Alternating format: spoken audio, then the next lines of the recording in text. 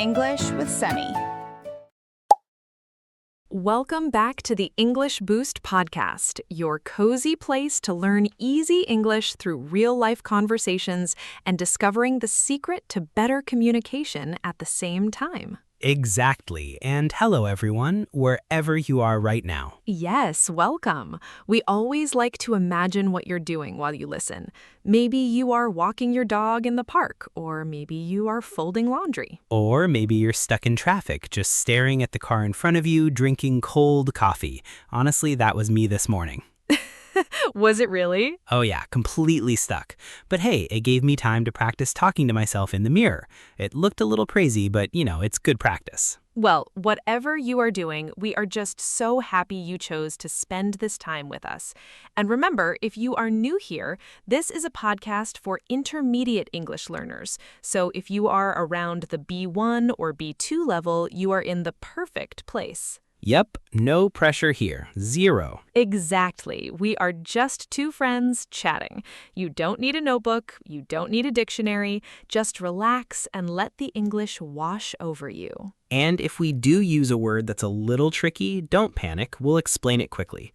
Plus, at the end of the episode, we have our Calm Word Tour, where we review the best vocabulary from today's chat. Right. So today we are talking about something that every single human being on this planet struggles with at some point: communication. Oh boy. Specifically, the secret to better communication. Because, we talk all day long. We text, we email, we speak. But are we really communicating? Most of the time, no. Honestly, Sunny, most of the time I feel like I'm just making noises with my mouth and hoping the other person understands. I mean, that is a very honest way to describe it. But it's true. It is so easy to misunderstand someone or to feel like you aren't being heard. Right. Have you had any big communication disasters lately, Chris? Because I know you always have a story for us. Oh, I do. Let me think. Okay, yes, this happened just last week with my friend Mark. Okay, what happened with Mark? So Mark called me on Tuesday evening. He was having a terrible week. His car broke down, he lost his keys, and he was having drama with his landlord. Oh no, that is a lot of stress. Exactly. So he's talking, he's complaining, he is really upset. And I, being the amazing, helpful friend that I am, of course, I started giving him solutions immediately. Uh-oh. Right? I said, well, Mark, first you need to call this specific mechanic. Second, you should buy a Bluetooth tracker for your keys. Third, you need to read your rental contract. I laid out a whole master plan for his life. And how did Mark react to your master plan? He got so mad. He actually yelled, "Chris, I don't want you to fix it. I just want you to listen." And then he hung up on me. Oh, wow. He hung up. He literally hung up, and I sat there holding my phone thinking, wait, I was just trying to help. That is such a classic trap. We call that the fixing trap. Wait, let me explain that for our listeners. A trap is a trick or a bad situation that is easy to fall into but hard to escape. Yeah, I definitely fell into the trap face first. It's so common, Chris. When someone we care about is in pain or stressed, our natural instinct is to fix it. We think, if I solve the problem, my friend will feel better. But that's actually terrible communication in that specific moment. Because they don't want a mechanic, they want empathy. Exactly. Empathy, the ability to understand and share the feelings of another person. When Mark was talking, he didn't need a mechanic or a lawyer. He just needed to know he wasn't alone. It's crazy because in my head, giving advice was my way of showing I cared. But to him, it felt like I wasn't listening to his emotions at all. It felt like I was treating him like a broken washing machine. A broken washing machine. That is a great way to put it. We are not machines that need to be repaired. We are emotional creatures who need to be validated. Validated means having your feelings recognized and accepted as normal. Yeah, I really messed that up. I had to call him the next day and apologize. I bought him a coffee to make up for it. Well, the fact that you apologized shows good communication too. But listen, if anyone listening right now has done the exact same thing, if you have given advice when your friend just wanted to cry, or if you have completely misunderstood your partner's text message, listen closely. You are not strange, you are not broken, you are just human. Absolutely. We all do it. I like to think of communication as a game of catch, with a baseball. Mm-hmm. If I have the ball, the message, and I just throw it as hard as I can at your face without checking if you are looking, that's not playing catch. That is just assault. Please don't throw baseballs at my face, Sonny. I won't, but think about it. Good communication means making eye contact first. It means checking. Is Chris ready to catch this? Is he wearing a glove? Is the sun in his eyes? That's a really good metaphor. You have to read the situation, because sometimes I throw the ball of unsolicited advice. Wait, let's explain unsolicited. Good catch. Unsolicited means not asked for. So unsolicited advice is when you tell someone what to do, but they never asked for your opinion. Right. I was throwing heavy baseballs of unsolicited advice, while Mark was just trying to show me his bruised knee. We weren't playing the same game. So how do we fix this? How do we actually become better communicators? Not just with our friends, but at work, with our families, even with strangers. I'm taking notes, Sonny, because clearly I need this. Well, I have a very simple framework. A framework is just a structure or a plan. It has 3 steps. Are you ready? I'm ready. Hit me. Step 1, empty your cup. Empty my cup, like my coffee cup, because I actually need more coffee. No, not your coffee cup, your mental cup. When we listen to someone, our mind is usually full of our own thoughts. We're already thinking about what we want to say next. Oh, guilty. I do that constantly. While someone is talking, I'm just waiting for my turn to speak. We all do. We listen to respond instead of listening to understand. So empty your cup means intentionally stopping your inner voice. When the other person is speaking, you just focus entirely on their words. You let their words fill the cup. That sounds simple, but it's actually really hard. My brain is always moving so fast. It takes practice, but when you do it, people can feel the difference. They can feel that you are truly present. Okay, so step 1, empty your cup. Just listen. What's step 2? Step 2, the mirror. The mirror, like reflecting something back. Exactly. Before you give your opinion, before you disagree, you simply reflect back what you heard. You paraphrase. Paraphrase. That means to say what someone else said, but using your own words, right? Perfect definition. Yes. So if Mark says, everything is going wrong, my car is broken, and my landlord is crazy, you don't say, here is a mechanic. You say, wow, it sounds like you are feeling completely overwhelmed because everything is hitting you at once. Oh, wow, yeah. If I had said that to Mark, he probably would have sighed and said, yes, exactly. Right. And when someone says yes, exactly to you, the connection becomes stronger. The defense drops. They feel seen. It's like magic. You're just repeating their feelings back to them, but it proves that you actually listened during step 1. Exactly. Okay, and finally, step 3. This is my favorite. Step 3 is ask the magic question. The magic question. Is the question, can we go get pizza now? Because that always makes me feel better. Not quite. Although pizza is good, the magic question is this. Do you want comfort or do you want solutions? Whoa, wait, just ask them directly? Yes, it is so powerful. If someone is upset, just pause and ask, I want to support you right now. Do you just need to vent? Or do you want us to brainstorm some solutions together? That is genius. Vent. Let me explain that one for the listeners really fast. To vent means to release strong negative emotions, like steam coming out of a pipe. You just need to talk and let the anger or sadness out. Exactly. Sometimes people just need to vent.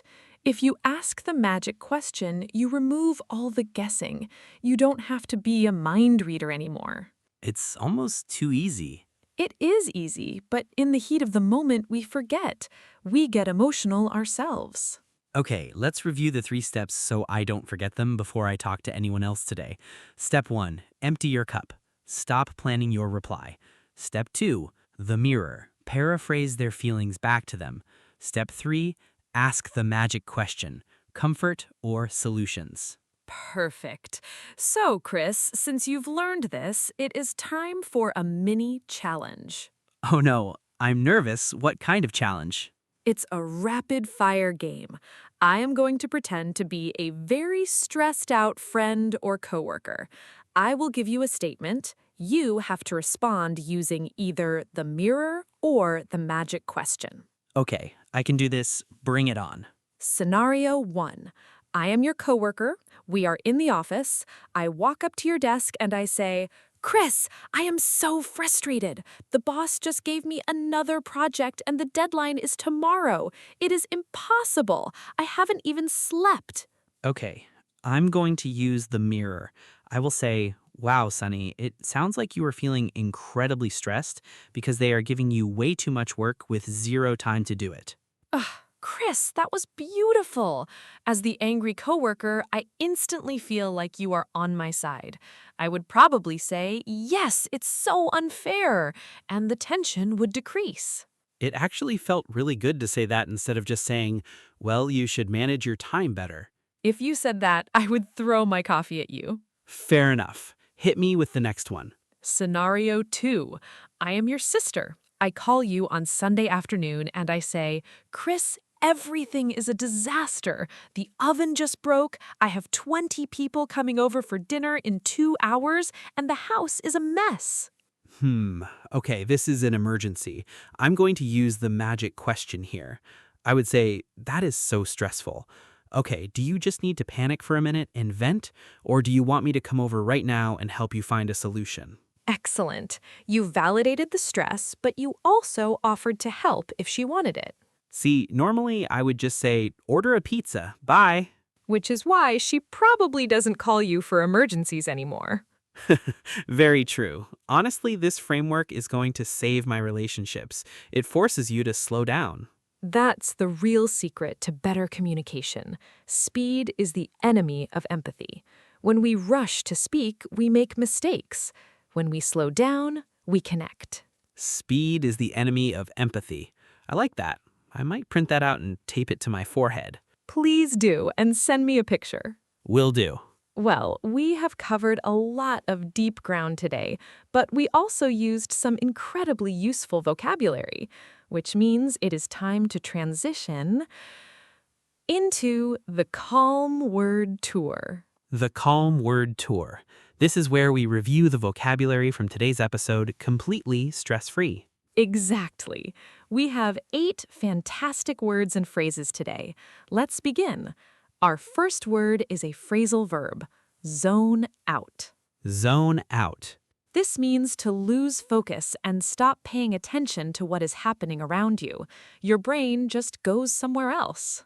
For example, I was so tired during the meeting that I completely zoned out and didn't hear a word the manager said. Or, sorry, I zoned out for a second. Could you repeat that? You can repeat. Zone out. Slowly. Zone out. Our next word is vent. Vent. As a verb, it means to express your negative emotions like anger or frustration strongly and openly. It's like letting steam out of a pipe so it doesn't explode. For example, I had a terrible day. I just need to call my sister and vent for 5 minutes. Or, he vented his frustration by complaining to his coworkers. You can repeat vent. Slowly. Vent. The third word is unsolicited. Unsolicited. This is an adjective that means not asked for. It is usually used with words like advice or opinions. For example, my uncle always gives me unsolicited advice about my career. Or, I didn't ask for his opinion, it was completely unsolicited. You can repeat. Unsolicited. Slowly. Unsolicited. Number 4 is empathy. Empathy. This is a noun. It is the ability to understand and share the feelings of another person. It means putting yourself in their shoes. For example, nurses need to have a lot of empathy when dealing with sick patients. Or, he showed great empathy when he listened to her problems without judging. You can repeat empathy. Slowly. Empathy. Our fifth word is validate. Validate. In this context, it's a verb that means to recognize someone's feelings or opinions and show that they are fair and acceptable. For example, even if you disagree with your partner, it is important to validate their feelings. Or, hearing the teacher praise my work really validated my effort. You can repeat, validate. Slowly, validate. Number 6 is defensive. Defensive. This is an adjective. If you are defensive, you are very quick to protect yourself from criticism, often by getting angry or arguing. For example, when I told him he made a mistake, he got very defensive. Or, try not to be defensive when your boss gives you feedback. You can repeat defensive. Slowly. Defensive. Our seventh word is a word we practiced a lot today, paraphrase. Paraphrase. This is a verb. It means to repeat something that someone else has said, but using different words, usually to make the meaning clearer or to show you understand. For example, let me paraphrase what you just said to make sure I understand. Or, the student paraphrased the article for her essay. You can repeat, paraphrase. Slowly, paraphrase. And our final phrase for today is read the room. Read the room. This is an idiom. It means to look at the people around you and understand the general mood or emotion before you speak or act. For example, he told a funny joke, but it was a serious meeting. He really needs to learn how to read the room. Or, a good public speaker can read the room and adjust their speech. You can repeat, read the room. Slowly, read the room. Wonderful. I hope those words help you in your future conversations. And that brings us to the end of the episode. But wait, we always have a little piece of homework for you. Yes, a very small, practical challenge. This week, we want you to try asking the magic question. Exactly. The next time someone complains to you about their day, don't fix it. Just pause and ask, do you want comfort or do you want solutions? And see how they react. And we would love to hear from you in the comments. Please write a comment using at least one vocabulary word from today's word tour. Maybe tell us about a time you had to vent or a time you received unsolicited advice. Yes, I read all the comments and they always make my day.